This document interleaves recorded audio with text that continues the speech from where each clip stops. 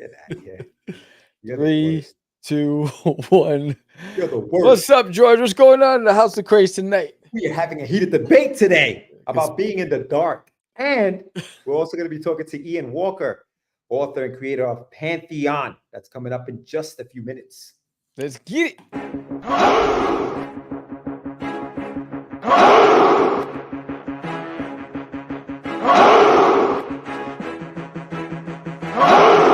We are the only show for independents all around, giving you a platform to spread your word all over town. Catch the Craze is the place to promote to your fans with the dream of Medina and Sam the Crazy Man. Subscribe to our show and never miss an episode. It's time to get your meds, listen to us on the go. Updated every week, we never miss a day. Join the squad, come on in. It's time to catch the Craze. If you are an independent, catch the Craze. Making moves on your own, catch the Craze. On your grind in the streets, catch the Craze. Join the movement, catch the Craze.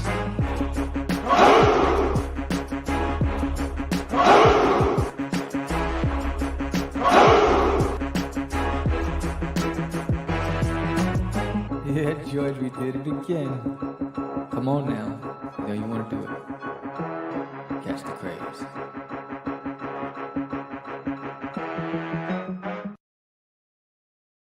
Welcome to Catch the Craze podcast. I'm your host with the most, Sam the Crazy Man, Vera, and I am what? George, the dreamer, Medina. What's happening, everyone? Welcome to another exciting episode of Catch the Craze. It is Tuesday. Oh, you crazy. Tuesday, September 17th, and we are coming live to you guys tonight. We have another great guest. His name is Ian Walker. We're going to be talking to him about his book, Pantheon, and we are going to have a topic like we do every week. What up, Carrie? So if you haven't done so yet, and if you are watching and you are chilling, hanging out, give us a like, comment, subscribe, do all that fun stuff as we get it popping over here. Sammy Lou is in the house. Dan Barlow's in the house. What's up, everybody? Welcome, welcome, welcome. So what's happening? What's happening in your neck of the woods, Sammy? Damn, what's happening? I just got back from, what did I just do? I just did a convention. I forgot the name of the convention. Damn. What it was that good? It was good though. Oh, it was College Station Comic Con. There you go. It's crazy. I just came back from College Station Comic Con. It was a fantastic event. Thank you, everybody. There was some ups, there was some downs, there was some drama, but all in all, it was actually a better turnout than last year. You know, last year I did great. This year I did even better. Made a lot of new connections and a lot of new dudesters, and I got invited to 3 shows from 3 different promoters, one being a horror con too, so that was pretty dope. So that was pretty cool. So I got a lot of great feedback about my booth and about the art, and you know, I got a lot of comments. I'm like, yo, your art's sick, yo, this is fire, yo, it should be an NFT, it should be a game. So it was really exciting. Somebody used the term NFT. Yeah. Wow, they go, you should be doing NFTs with these characters. Jeez. You need to be doing a game. There's a lot of great comments. It was like really, really cool. Like my cheeks were like numb from the smiles and the laughs. Yo, what happened to NFTs, bro? Those things were big for like a year, and then all of a sudden it just died. Well, it was the scandal with all the corruption, right? And then the fraud with that Sam guy and all this other stuff that happened with all this Bitcoin and drama. And so, insane, dude. And then, you know, it's not for the faint of heart. I mean, you ever looked at how to create an NFT, the amount of steps you have to take? Oh, yeah. Oh, I sat down for a day, try to decipher the matrix, and I was like, yo, this is too much work. I was like, nah, I'm good. I'm good. And they didn't really go anywhere, to be honest. No, but I get hit a lot on Twitter. And I don't know if they're all scammers, but yo, you know, I'd like to talk to you about, you know, making this an NFT or whatever. I'm like, I don't trust it. But I'm not that well versed on the subject, so I just, you know, pass for now. But yeah, it was a really good show. You know, I broke my iPad. Unfortunately, I sat on it when I was signing copies of the books. I didn't realize it was on a chair, and the chair was curved, so it went snap right in half. It's like, damn. That was horrible. You know, I was in the dark. We're going to talk about that. But all in all, it was fun. I had a good time. It's good, bro. Yeah, the convention promoters did a great job at coming over to check if I needed to go to the bathroom. So that was good. So they would cover the booth while I went to the bathroom. So they were very attentive. That was cool. And the good thing is I was like 10 feet from the bathroom, so I didn't even have to go far. Yeah, But, no, that's awesome. yeah, it was Good good. stuff. It was a good show, and now I'm getting ready for the Denton Comic Art Expo, and that's actually Chainsaw Man. So I had a young boy ask me if I can draw duty as the Chainsaw Man, and I did the sketch for him, and then I liked it so much that I went and I redid it on my iPad before I broke it. So that's the character. I love that before I broke my iPad. Yeah. So getting ready for the Denton Comic Art Expo. That's in 2 weeks. That's not this Saturday, but the following Saturday. It's a 1-day show. I love 1-day shows. And then right after that, it's Cowtown Comic Con. And that'll be my last show for the year. I turned down a few shows. Shout out to the convention promoters in Texas, bro. You guys have been showing me love and really they were telling me how my stuff would do well at their shows. That so much love. But Wait, so are the invites free tables? some of them are half off. Oh, half off. Half Okay. off. That's They're like, we'll give you a discount. And one of them wants to start promoting me for their next year's show on their website now to okay. be there. They're like, yo, we're going to put you on our website. I was like, wow. I was like, oh, cool. So it's just a whole different atmosphere out here with the kind of support you get than you did on the East Coast. It's like the Southern hospitality out here is just on a whole nother level. So shout out to all you guys out there. Hospitality. I don't know. I mean, I guess we will agree to this. I think, yeah. I mean, you're in Texas is huge, bro, and there's a show like every freaking week. Dude, I was just looking at. I just put it by category, like the amount of anime shows, whole nother level. Horror shows, whole nother level. Yeah. Like they got it. I mean, they got more shows than I got hair, bro, and I got a lot of hair. Yeah, they do tons of shows. They do tons up here in the East Coast. I mean, New York's got what, one show, and maybe like the you got the Big Apple. Oh, the Big Apple, but that's it. I mean, that and the New York Comic Con. Like this really, because it's hard to do a show in New York City, in New York in general. I mean, you have shows outside of the city and stuff like that, but not to the same. Like I went this weekend. I went to Johnson City, New York, 3 hours upstate. Tables, they were $25. Okay. The guy who runs the convention, great guy, has a comic book shop. I went there. My friend Joe Holly was there. He had he actually did a cover for me for Wonder Duck, which I'm raffling off this weekend.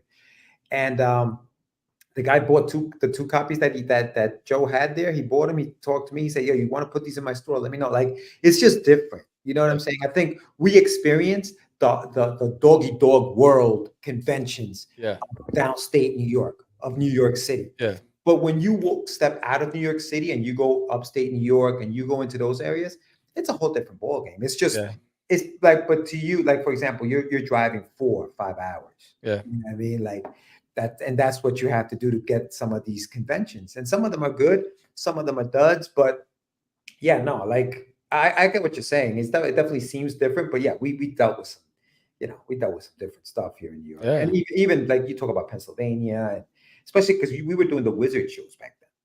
It was a whole different ballgame. You know what I mean? It was a whole different ballgame. I always loved the Wizard shows. I always loved, because that was the height of comics, bro. Yo, they had some great panels, bro. Like I used to love the panels. Yes, we used to be the first ones in there. Yeah, notepads, cameras.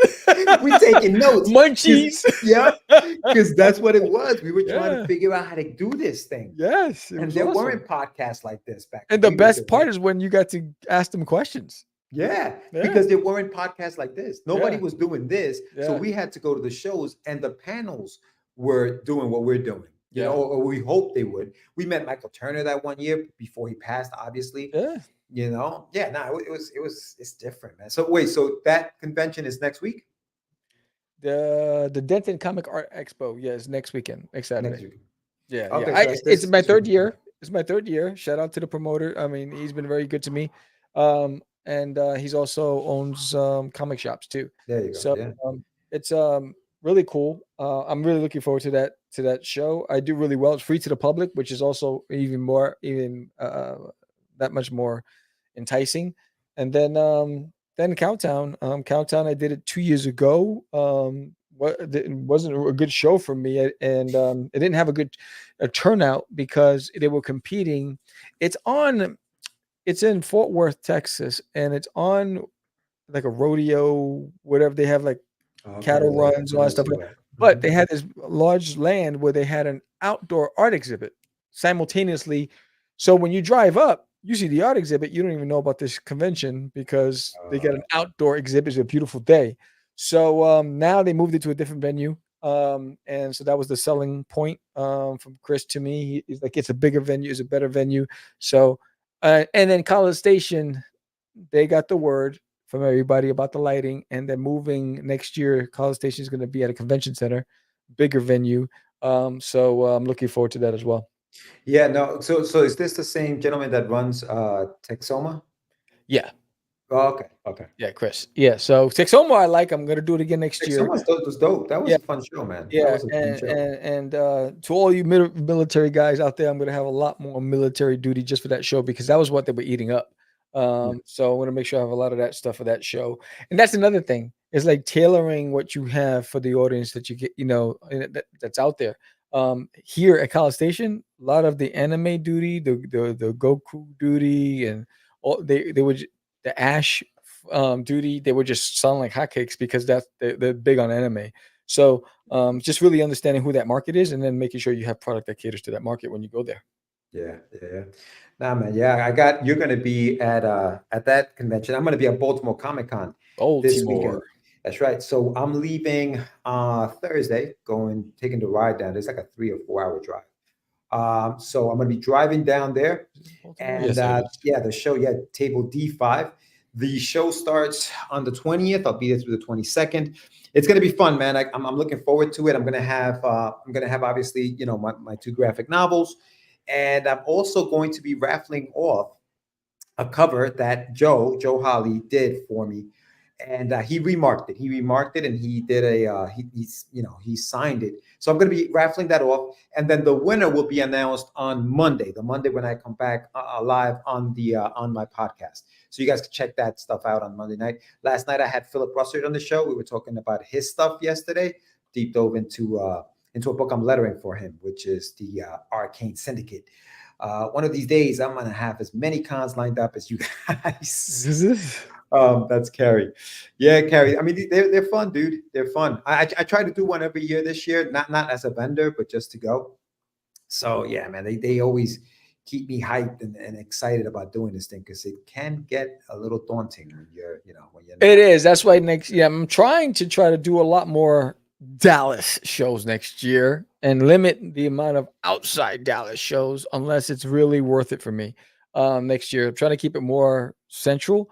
Because there's a lot of shows in Dallas that I missed this year that I only found out last minute of. So I created a database of stuff, and they're smaller, very comic centric. That's my audience that I'm trying to go after. But I'll definitely do College Station again next year.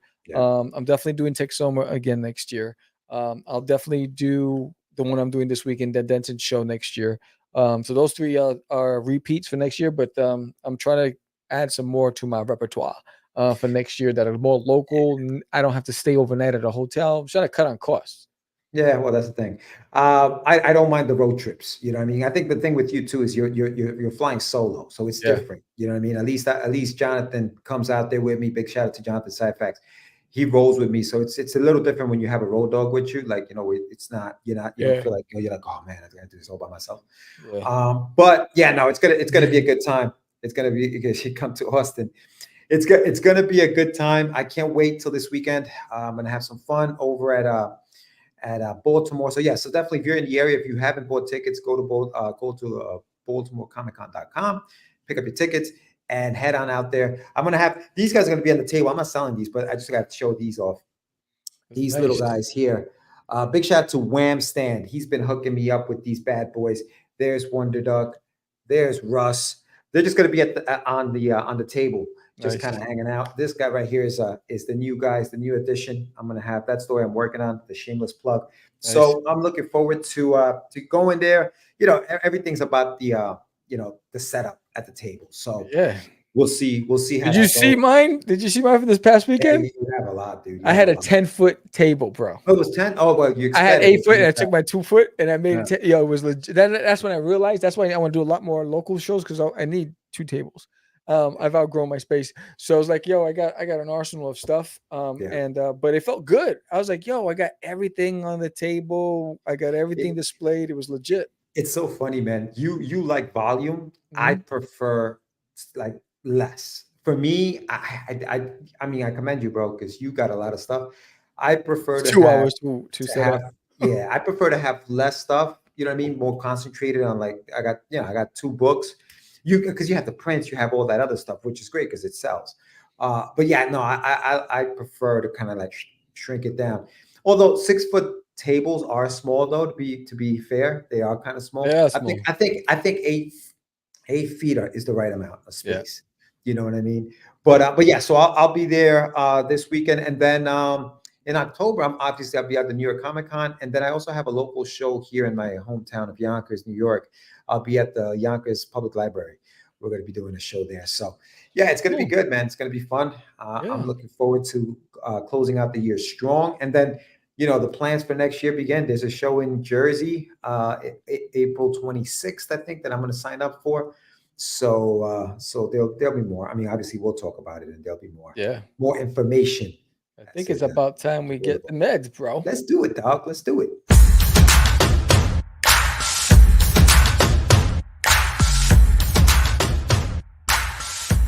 It's time for your medicine. Bright light. Lights. What's up with the lights? Actions. Time for some action.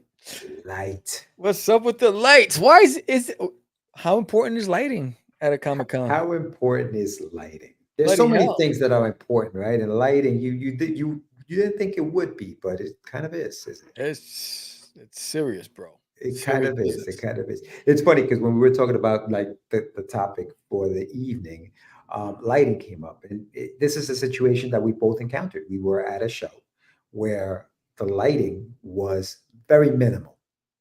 We were in the dark. You recently had that happened to you recently. That happened to me at Wicked. But so what happened to you? You were what you have? You had like a little corner spot. Like I got to tee it up first, right? So I get there. I get to the convention, right? The guy's like, "Oh, let me walk you over to your booth," right? So first he walks me somewhere, carajo land. It was like a room within a room within a room, and I was like, "Where the hell are we going? We're away from the venue." Then a guy comes running. No, that's not where he is. He goes, "Come with me." That was a room for like toy vendors, and so he put me back in the arena in the artist alley in the big room, and then he takes me. So I saw it. I had a corner spot, right? And I was like, at the wall behind me, I had a curtain behind me, which had a wall behind the curtain, and there's about 2 feet of storage space behind that curtain. So all of my stuff got to get stored back there. So I was like, oh, this is legit. So I was like, oh. And so when I looked, I got a main aisle coming this way, and then I got a main aisle going this way, and I have an entrance door that opened right in front of me. I was like, oh, this is sweet. All right, cool. So I'm excited, right? I haven't even taken into consideration the lighting because I'm just like doing my thing.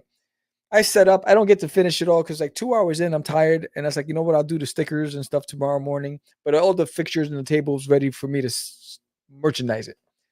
So I leave. I'm like, all right, cool. I show up the next day. That main aisle that was walking towards me, where I have full line of sight of the now is being blocked because this toy vendor decides to set up and stretch out into the aisle. Like he put 2 tables going this way, 4 tables going this way. So now you don't see me coming this way. Then I recognize, oh, wait, if I'm standing behind the booth, it's dark. So I had to use like my phone light to look at stuff. If I was behind the booth, I had to go in front of the booth to get light. And I'm like, what the hell? So when I was behind the booth, first of all, now you can't see me. Now I'm behind the booth. And every time someone walked over to the booth, I say, hey, how's it going? Screams. Oh, shit. They're like, oh. And I'm like, what? They go, is somebody back there? It's like, oh, damn. And that was the biggest thing. So visibility sucked. It was crazy. What are you saying? I was at a show. The whole town was power. What's up, Paul? 90% of vendors left. Oh, wow. String lights. Damn, what's up, Will? What up, Will? Yes. And ran a lights out sale. Nice. He says we're talking about station. Yeah. So that was a problem for me, and it became. I had advocates, so I had a group of people that kept coming. They were like, "Why are you in the dark? Why do you have you in the corner in the dark? You know your stuff. I really, you should be in the center with light." And so a couple of them went and talked to the promoters and say, hey, what's up with the lighting here? And, that guy's in the corner in the dark. So I think lighting is important because it makes a difference. I feel strongly that if I was in a lit area, I do a lot better. Even though I did really well, I would have done a lot better if I was in a lit area. Yeah, that happened. That similar thing happened to me at Wicked Comic Con. I mean, it just sometimes it's the location, it's the way the place is, it's configured and all that other fun stuff. That's why you make fun of me, but that's why I like to look at the map to see where I'm going to be where I'm going to be at the show. Not that tells you if there's any lighting, that they're going to be any lighting issues, but Word. It's good to know. It's good to know. But yeah, no, that happened to me too, man. Wicked Comic Con set up. Everything is great. You're in the corner. All of a sudden, the show starts. No lights. Fortunately for me, big shout out to James DeSantis. He was at the show, and he carries these portable lights with him. So he had the two little lights that almost like little spotlights, and they kind of went up to the table. So it made it look kind of cool. So people, found me. Sounds cool. Yeah. Yeah, the other thing is though, people kind of like feel bad, right? They're like, "Oh man, like what is this? Like, oh, this is cool. Let me pick up a book." So I did, again, like to your point, I did well there also, just because you gotta do what you gotta do. You gotta work around whatever. They were trying to gas me too. They were like, "Oh, you don't need that much light. Your shining personality lights up the whole room." I was like, "Yo, just give me some light." I'm sure they did. You're in your Obama smile, right? But yeah, no, lighting is important. Now, okay, so how did you like combat that? Like what did you do to kind of like? I would stand in front on occasion and give out my cards. Like, was it sheesh, empty flat means nothing when it messes with your coin.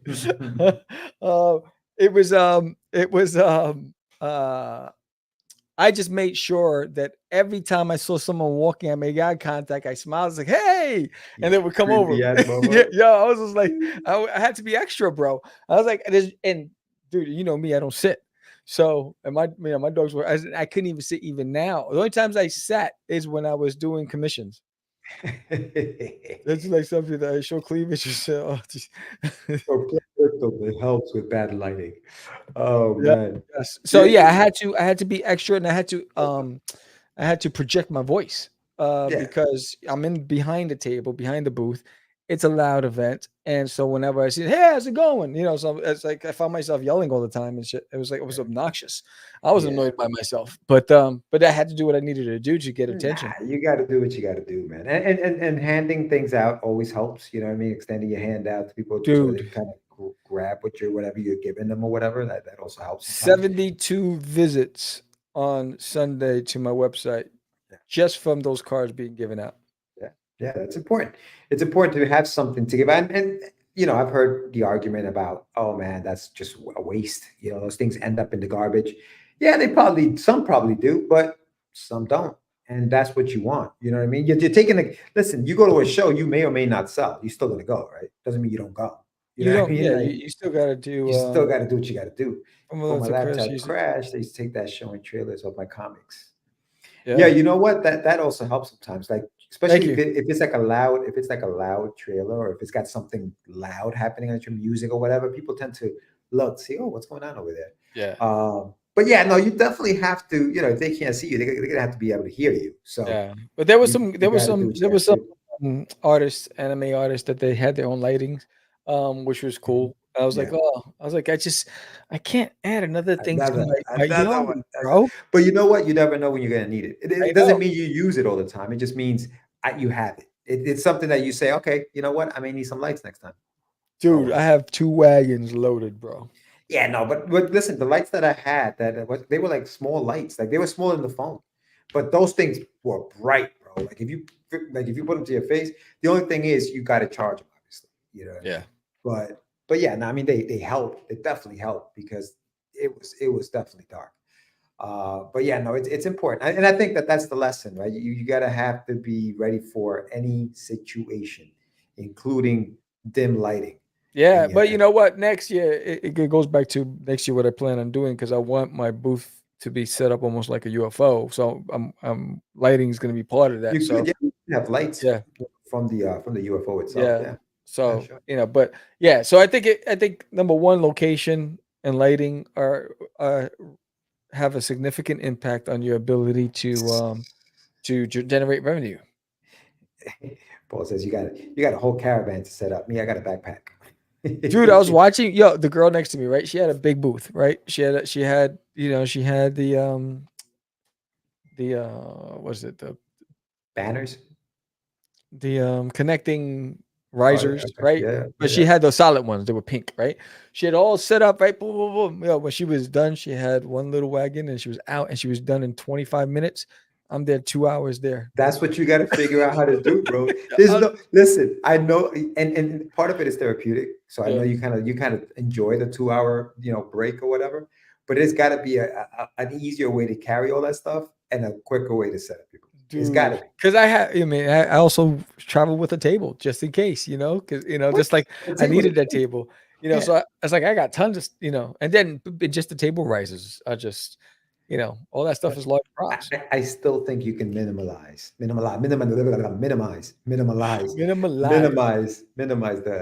thing. Yo, bro, them black box tile things are fire. My wife and I are having 30. Yeah, no, I mean, I'm sure there's a way, Sam. You're gonna have to find a way. Yeah, you have to find a way, bro. I see what you carry.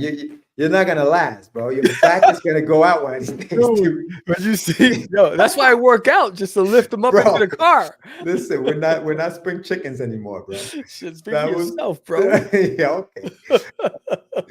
Listen, man, I'm telling you, you're gonna pull your back one of these days. You're gonna be sitting there. You'll be like, oh, I can't move my neck. Like I felt, it's funny because the past couple of weeks I've been working out, and especially my legs too, because I need my legs to lift those damn things. And so I got that big one. It's like a 4-foot storage container, and it has 2 long boxes. It has prints, and it has all that. It weighs like 70 pounds, 60 pounds, right? So I'm like, oh, I got enough, and I've got it into the car. I was like, yeah, I feel good about myself. Yeah, okay. Jesus Christ. I felt good. I was like, all right, cool. I can still do it. I still got it. I still got it. Yo. Yeah, man. Yeah. But yeah. I was saying it to myself because one of the guys helped me take my stuff to the car. He grabbed the wagon and I grabbed the other wagon because he saw me like I was like freaking Arnold Schwarzenegger and Conan, like whoa, right? And so he grabbed one wagon and I was like, there's gotta be a better way. There's definitely a better way. Why can't we do like the Jetsons when they just go and hit a button and they go shrink and then you just take it with you? You'd still have like 5 or 6 of those freaking things. You don't know how to minimize. No, man. I got a lot of stuff. I was like, yo. Oh, man, you're nuts. You're nuts. But if I didn't, dude, I took stuff that I haven't taken with me in a long time, and I'm glad I did because that's the stuff that was selling. I was like, oh, snap. I was like the sketchbooks, the blank sketchbooks, the drawing art books. Yeah. I haven't taken them to conventions all year. And I took it this time, and I sold 3 of them. You just got to show them. I mean, they got to see it. If it's not there, it's not going to sell. We always say that the only sale lost is sale not made. Like, you got to show your stuff. You got to show what you got. If you showed it, I'm sure you'd sell more too. Yeah. Yeah. So, sure. I mean, but I think, again, if you can find a way to travel with lights without hurting your back, do it because you never know. And then it's hard, especially when you do a new event. When you look at the floor plans, you think you know what it looks like until you get there, right? So what looks like on a blueprint is very different from when you get there. So you might think, oh, this is an ideal location. And then you show up, it's like, oh, I read the map wrong.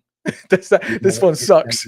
That's what, like, even with Baltimore, like, I don't know. I mean, I'm in ILD. I have no idea, how damn that's gonna be. Yeah, but damn. You don't know how good it's gonna be. You don't know how, So, it is what it is. What up, Mike? Yeah. We have our guests patiently waiting in the green room. So before we bring them in, I want to remind everybody, if you haven't done so already, check out The Art of Samuel. Subscribe to the Art channel if you haven't done so already. But here's a reminder.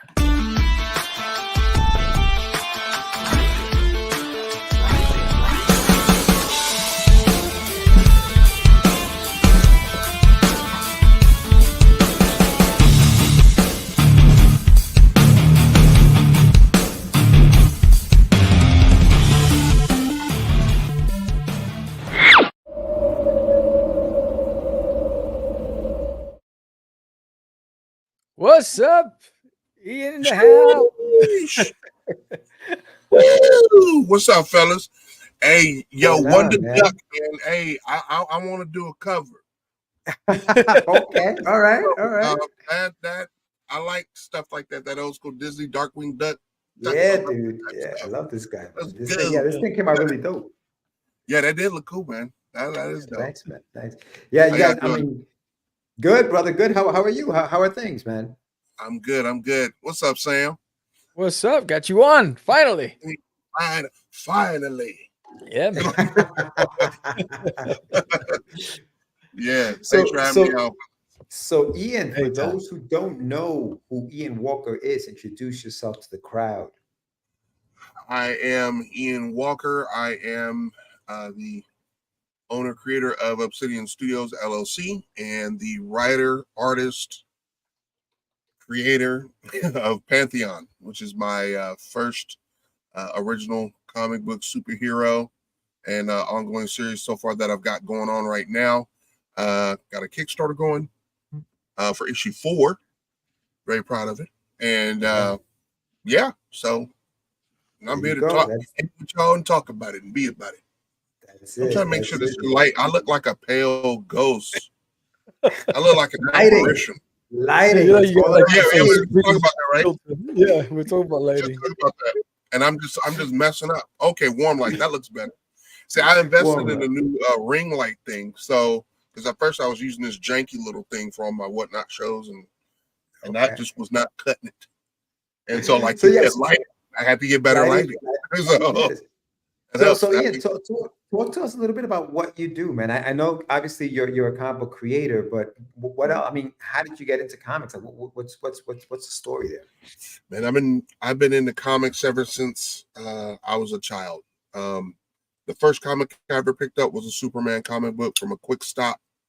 After going to the park with my dad, after he finished playing basketball, we would go to the corner store called Quick Stop and pick up slush puppies and comics, man. And I picked up my first Superman comic book, and reading that thing, I knew, it was Superman on Superman and the Guardian on the page. The Guardian is like a lesser known DC superhero, but I love the Guardian. I think he's dope.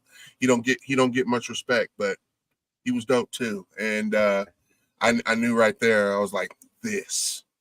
Yeah. So are you a DC guy or a Marvel guy? I am a DC guy. I mean, I know Marvel guys, but I'm a DC. Yeah. That's mostly because for me, it's more. I feel like it's a little bit more down to earth. Yeah. Okay. As far as the heroes are concerned, Marvel is awesome. It's cool, but it's so out there. It's like man, like scrolls and Thanoses and it's like all kind of crazy stuff. So, but DC for me is just more down there. I enjoy them both, but I'm a DC guy. Excited about the Superman movie that's coming out? I am. I'm hoping I'm hoping this one hits. For me, I will say I am a Cavill dude because Cavill is just Jim Lee's Superman walked right out of a comic book. For me, when I saw Henry Cavill, I was like, so it was like that was huge for me. Seeing that literally come to life again for the second time. But David Cornsweet is I'm interested in seeing it for sure. I mean, he looks good. James Gunn, don't miss. He's done well. He's pretty good. Guardians and all the stuff he's done. So for him to be a part of DC, I'm very curious to see what he's going to do with it. Yeah, I feel like he did a good job with the Peacemaker show too. Like I dug that. I didn't think I was going to like it as much as I did, and I did like it. And that's a testament to his writing and his writing style and stuff like that. So we'll see. Now let me ask you this, Ian. So you get home, you read your first Superman comic. What was the first character you created? The first character I created. Yeah. So when I was a kid, it was myself and another old friend of mine. His name was Will. And if I got this correctly, he and I created I created a superhero I was heavily obsessed with Zorro at the time. and I still love Zorro. Wow. I love Zorro. Nice. And I always say Zorro walks so Batman could run. So Yeah, because okay. that's the same exact dude. I don't care when nobody fight me. But yeah, I was heavily obsessed with Zorro, and I created a character called the mind of an 8-year-old, Cape Wing Fury. Wing Fury, yes. Yeah, Cape Wing Fury. I could draw him off the top to this day. I should draw him and put him up on my Instagram. You should, bro. Yeah. I'd love to see that. But yeah, I created a whole, a character, a whole other set of additional characters that's expanded from that. We created a superhero group, all of that stuff. He had a guy named Super Will. I mean, it was crazy. And it was a lot of fun. And he was not the artist, I will tell you that. But he was the writer. But he made the most coolest he used to take 8.5 by 11 things of paper, man, and he'd have like 30 million panels with like the dopest action on it, bro. And like the most crude drawings, but they were incredible. It's like some of the fondest memories, man. And dude, but that's the beauty of being a kid and being creative and not caring. Like, ignorance is bliss, right? They say that, right? And it's so freaking true. The more we learn about the medium, I feel like the more afraid we become of creating what we want to create, right? So at what point did you when did you graduate from that into like stuff that you're like, all right, let me put this out? Yeah, so fast forward, you mean from that, my first character that I made on paper? So fast forward a few more years, my another old friend of mine, David Wilson, he's an author. He and I got together. We're childhood friends, and we got together and created our own superheroes as well. So I had a character again. I'm all about the simplicity. I created a guy named Waterman. Okay. So you think Magneto, but instead of magnetism, water. Everything Magneto can do, he does with water, with the element of water. So that was that. We created our own teams, all of that stuff. In middle school was when I started really, because I've been drawing ever since I was 7, but I started going into really making comics. I say when I was in middle school. I had a friend of the family who would bring over, I don't know if, I'm about to date myself. So y'all remember them old printers in school with the holes in the middle at the end? And you turn that thing that you have to make sure when you load it, you got to get it right in the holes. So I used to take that paper and fold it in half and make comic books because it was like a little bit bigger than a comic book size. I used to take that paper, and that friend used to bring me tons of that paper. And I was literally drawing and creating issues of Waterman, his solo comic book, and all the adventures. And so looking at my old comics that I had as reference and inspiration, again, a lot of Superman, a lot of X-Men, Magneto, that's looking at, Lobdell, Madrera, all them cats, Lee, all of them cats as inspiration. I created my guys and my own stories and stuff like that. We even had a cat in school. His name was Johnny Welsh was his name. And he was a great artist. And he was better than me. And I was like, this cannot stand.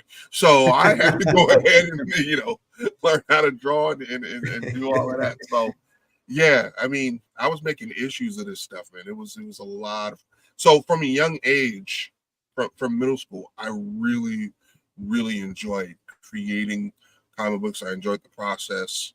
I enjoy everything about it now, up to this day, man.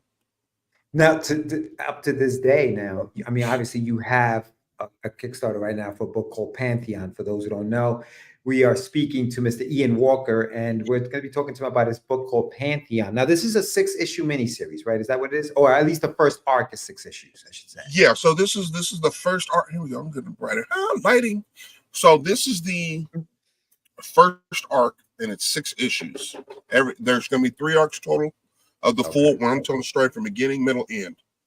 Have it in my head, know where it's going. but each arc is 6 issues long, and this is the end of the I'm approaching the end of the first arc. So like I said, Pantheon issue 4 is on Kickstarter, so I got 2 more issues to go. I'm hoping to finish that up by the middle of 25. And yeah, that's now you're doing. You're doing it all, right, Ian? You're drawing and yeah, I'm doing it all. Yeah, jeez, dude, and I love it. I love it. So Sam obviously also has a book where he does everything, and I'm wondering if you do this the same way.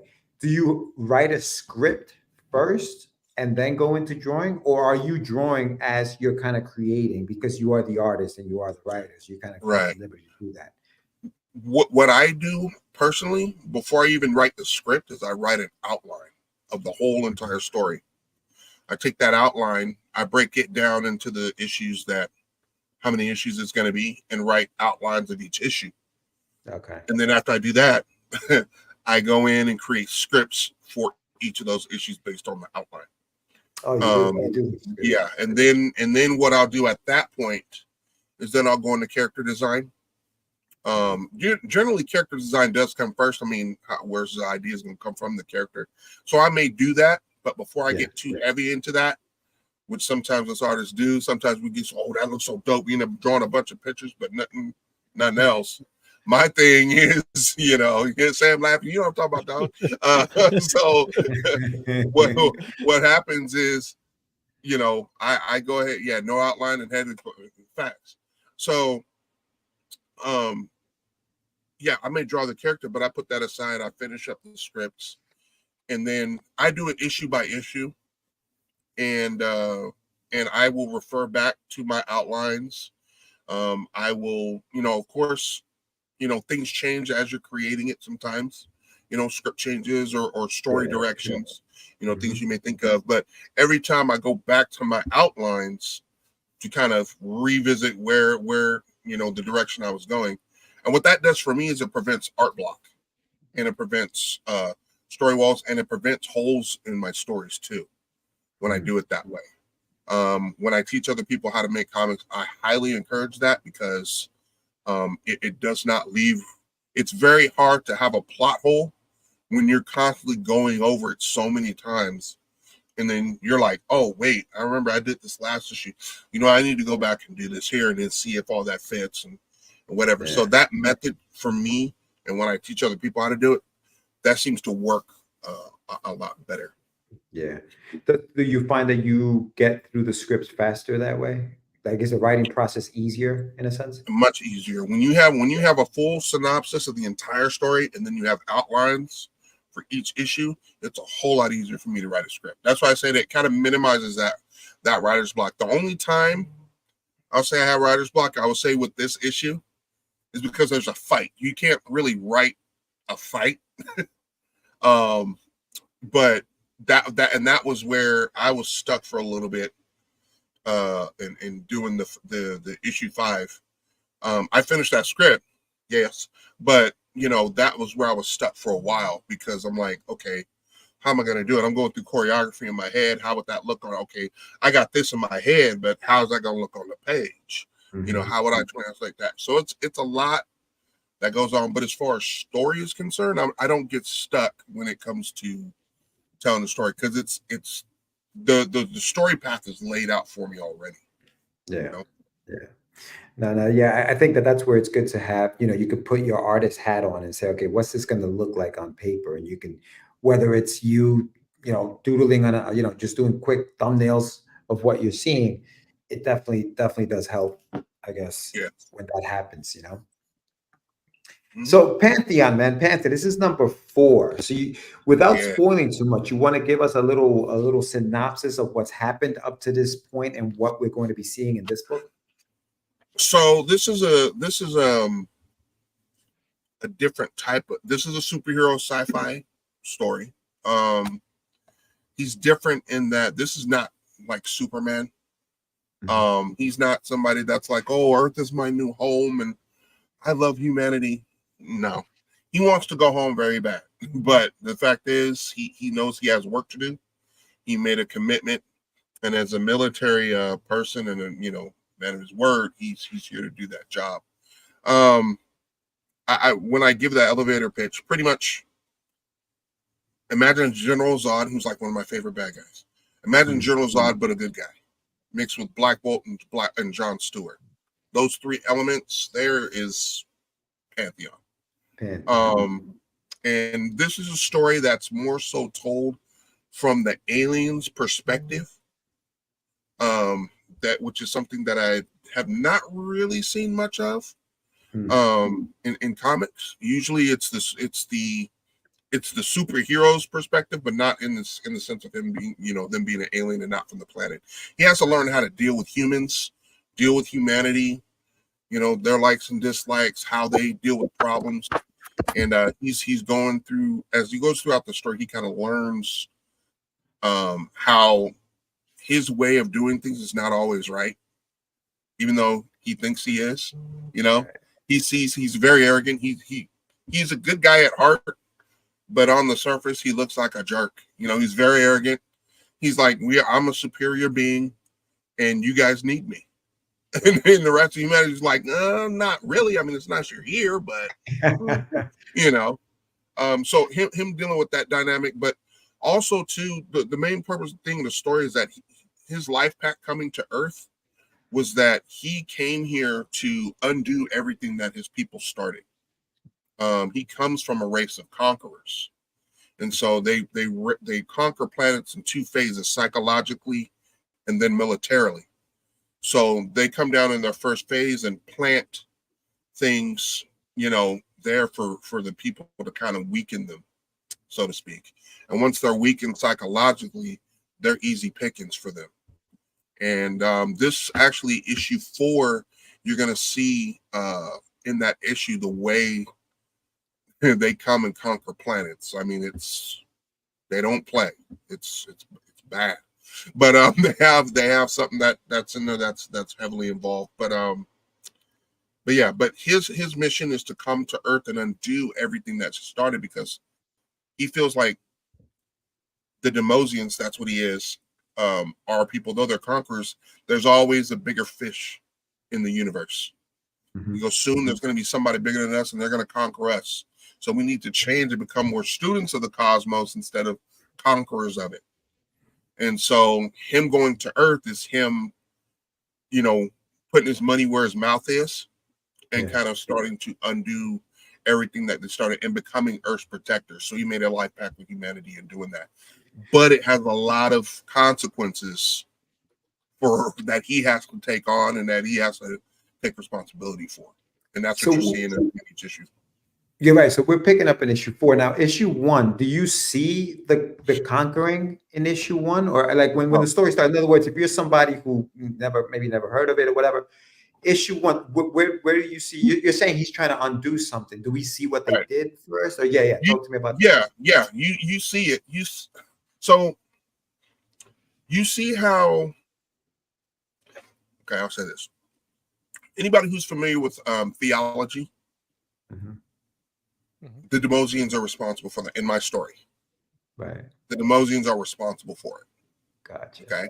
So any of the religions of the world or any of the ancient gods and things like that, in my story, the Demosians are responsible for that. You see a little glimpse of that in this story here and what they've done. And so there's a part where you'll see, and upon first glance, you're like, these don't look like conquerors.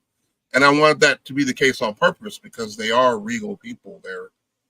But then, like I said, in issue 4, I'm kind of slowly dropping hints and bits about the Demosians and how they work and why they operate the way they do. So, from the first issue, when you see, okay, these jokers in robes and stuff, they look like they ain't gonna do nothing to me, man. And then all of a sudden in issue 4, you see them fully lambasting an entire world. It's like, wait a minute, so that's what that's dope. Demosian, like where did the word come from? Where did you the name of the planet? How did you create that? So I like astronomy, and one of my favorite I got it. It's based off of the moon. One of the moons of Saturn called Deimos.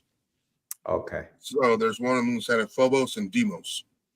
So Deimos was the one that I took, and I said, I'm gonna take that moon, and I'm gonna take that and make him a race, an alien race. Now they do have a Roman numeral. I think you see. I think in your it's like Demos 9 or something. Am I wrong? Demos 9. Or Yeah. Demos 9 is the name of his planet. Yeah. Okay. Why the Roman numeral? Is it the 9th? Is it like they have different planets there? Yeah, it's like... in a system. It's a Demosian system. Gotcha. So yeah, there's other planets, and that's the ninth planet. That's dope, man. How long did it take you to come up with all that, like that lore, like the world building that we probably will never see in the book, because those are the things that we may never see. But how long did it take you to come up with all that stuff? I was on a visit to go see my son, and I was literally sitting in a Target parking lot waiting for him to come out because he wanted to go get some snacks. Mm-hmm. And I'm sitting there with my iPad, and I'm like, that'd be dope. Make some superheroes with some powers based on all the elements of the planet. I think that'd be kind of cool. Mm-hmm. And then I also watched Invincible too, so I was like inspired by that. Yeah. So I was like, that'd be cool. And then I just started working on it. Then I drew a picture of Pantheon. Dude, this guy looked terrible. But over time, improvement of design and stuff like that, it ended up being cool. But yeah, I just kept working on it, and then finally, I just sat down and said, okay, what kind of story do I want to tell? Because at first I was going to put it aside, but I decided to go for it because for so many years, like I said, I've been drawing since I was 7. I've been doing this profession since 2008, like making money off of what I do. I came out with a character, a few little characters, little comedy type dudes, and I actually made a one-shot comic off of a side character I created for DeviantArt, and it's called White Ninja Guy. Anybody who's followed me forever knows who that is, but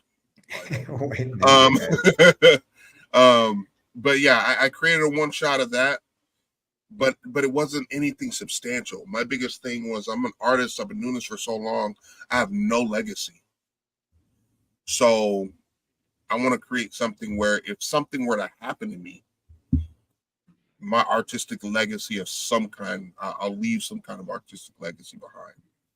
And so that's what Pantheon was. So what was Michael said? Demos and Phobos, like from Doom, and then Lou says I'm into astronomy. Yeah, from them too.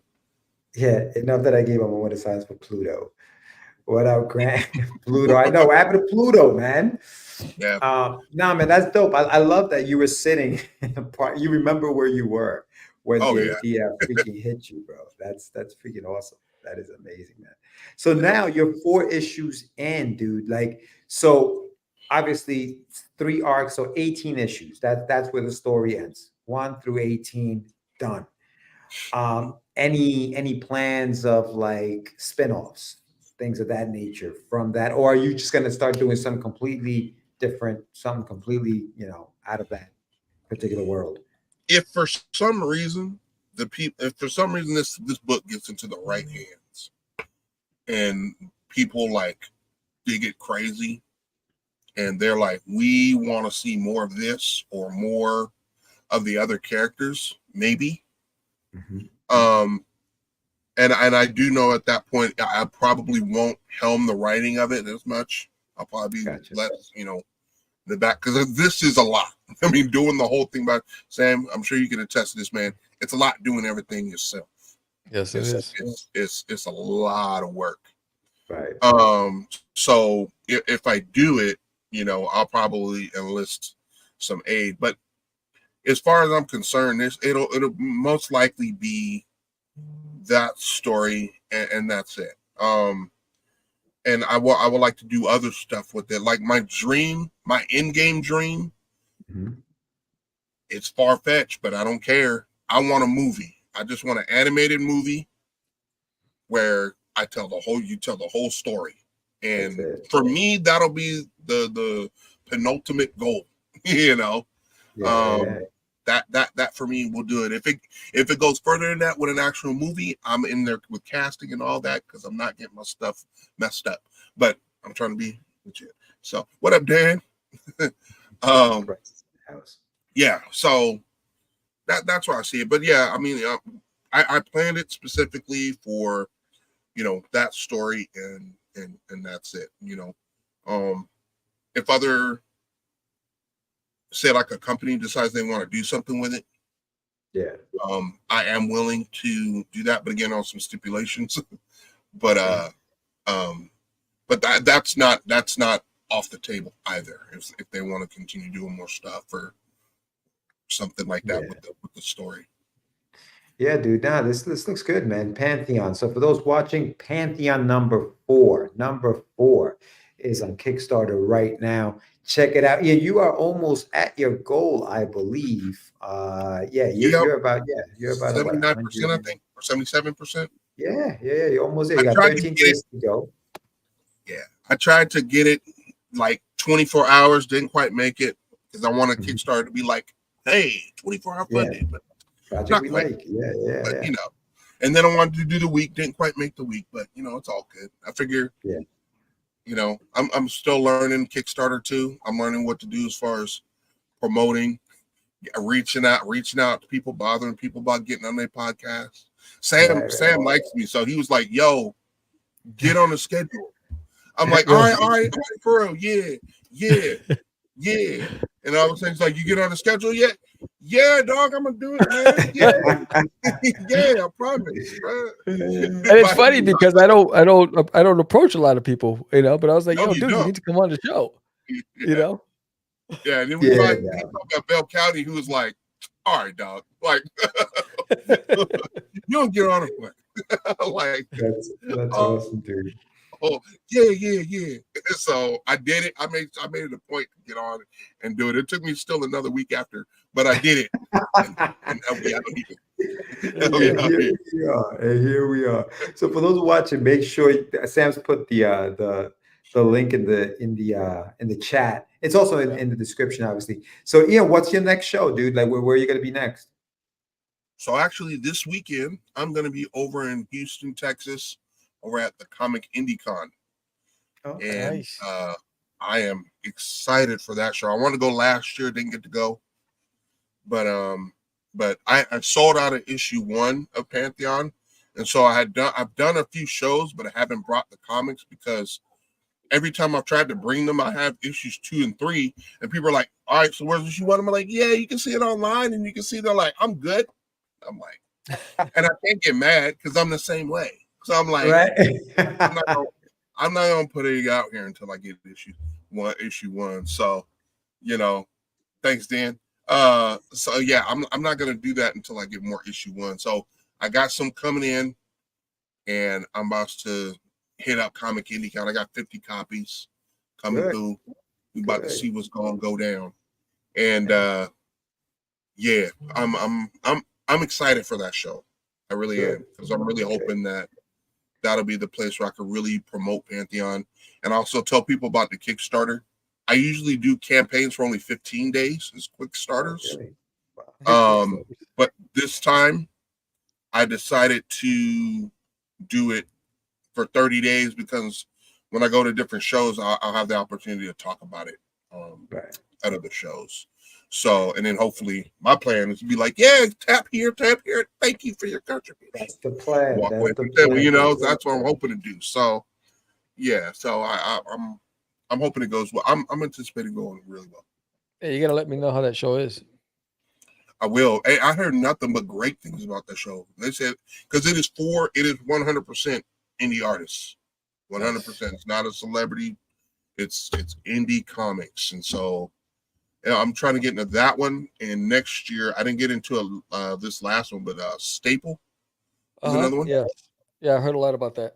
Yeah, it's that and Staple are 2 good shows, and so I'm hoping to get into those next year and make things happen. There you go. Ian. There you go. Hey man, thank you for finally making it to the show, brother. And it was nice to finally meet you in person, and we hope to have you back soon, brother. Yeah, man. Thank you guys. Appreciate you, Mikasa, Sam, for being Mikasa. so patient, man. Anytime, man. You know what's it's I love your story, and I felt like I wanted you to share that on this platform with us and our listeners. So, kudos to you for coming on, and you're always welcome back. Hey, man, appreciate it, dog. You Talk got to y'all it, later. Hey, man, I'm serious about the cover, dog. I want to do one today. All right, we'll talk, dude. We'll talk, brother. We'll talk. Peace. All right, man. All right, man. Later. All right, that was Ian Walker, and again, Pantheon is on Kickstarter. 13 days left to go. Go and check it out if you haven't done so already, and also his social handles also in the summary. Kerry says, "What a guy!" Yes, indeed. He's awesome. Yeah. He's I ran to him a bunch of times. Like, yo, dude, when are you coming on? Stop acting up. Let's make this happen. Let's make it happen. Good dude, man. Good dude. Yeah. Good dude. Yeah, looking forward to actually reading it. It's funny. He didn't have the first issue when I saw him at because I saw him at Superhero Comic Con. It wasn't. It was not Superhero Comic. It was Celebrity Comic Con. Celebrity Comic. Yeah, it's a fake name. Yeah, it's fake name. But he didn't have the first issue, so now I'm definitely going to pick up the books on his Kickstarter. So yeah, man, that was Ian Walker, my friends. Definitely check out his Kickstarter. Support the Kickstarter. Support indie comic book creators. And if this is the way you can do it, is definitely hit up their Kickstarters or crowdfunding campaigns, wherever they are, not just Kickstarter, but wherever they are. And yeah, because then that showed myself. Yeah, it's like never going back. That's off my list. Yeah. Ain't going back. And anything they do, because they did like a few Alien other shows. One, right? Didn't they do an Alien one or something? They did Alien one, and they have another one, SpaceCon. They could do SpaceCon. That one, yeah. And I was like, no, anything you do, I'm not going to, because it's all celebrities. Well, it was all the Star Trek cast. Yeah, I mean, they should just call it Star Trek Con. You know what I mean? Like peace. Yeah, no, that was nuts, man. Yeah, I was like, no way. I need to copy. Seriously, guys, you guys do great work, and thank you for bringing these indies to the public. Just wanted to say that. Keep up the. Look at you, Michael. Who is this, and what did you do with Michael? Yes, I am there. Let those locals forever. Yeah, I'll be there, D. I'll be there, so I'll look out for you. But I'm gonna have a table. I'm at table D5. I don't know where you are. But damn, why did they put you back here? or delightful 5. I don't know. We'll see. Speaking of delightful, this Friday, I'm gonna be on a podcast. Okay, I'm gonna be a guest on a victim. She says on a podcast called Killer Karen. And that is KK. J4. Okay. KK. And that is with the talented Miss Lori Calcaterra. So check that out. It's on her channel.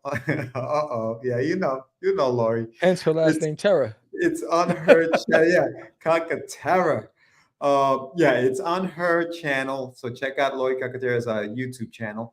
The show is called Killer Karen, and I will be a guest / victim on her show.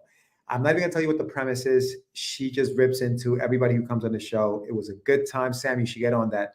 But yeah, no, it was fun, and I can't wait. And I can't wait for you guys to check that out. What time does it air, Lori, on Sunday? I think you said 7 p.m., right? Something like that. But anyway, yeah, that's gonna be fun. I'm gonna be at a convention on Friday. I'll be on her show on Friday, and I may be doing a podcast Friday night. I think our buddy JD Rosario has something that's coming out that day. I've never heard George talk so fast in my life. That's how I roll. Lord. We're all playing characters on the show. Okay. But yeah, no, it was a good time. Lori's 7 p.m. Eastern Standard Time on Friday. There, Sam, you flashed that so fast, bro. How are people supposed to know? Because you said it. What do you mean I said it? But people need to see it sometimes. Yeah. See this? See, Lord, you see how he's trying to not let people see our show? This guy, he's a bad guy. He's a bad guy. He's the terror. He's the terror. You know what it is? He's jealous because he wasn't on your show. Jelly? Is that what it is? You jelly, son. You jelly. I haven't done any shows in over a year, bro. Nobody shows. You've been traumatized, bro. I can't wait to see George take on Killer Karen. Take on more taken by Killer Karen. Jesus Christ. Yeah. Who knows? But anyway, yeah, you haven't been on the show in a minute, kid. I haven't done any shows all year. Listen, I have a podcast. I've been too busy touring Comic Cons, bro. You can do both. No, I've been touring Comic Cons too. I'm doing shows. I love shows. Shows are fun. But dude, I'm gonna have Sam on my podcast. We're gonna be talking about duty for an hour. It'll just be the Duty Spectacular. Sam would just come and sing. Yeah. I was like, Donkey Shane. Oh boy, here we see what you did, Lori.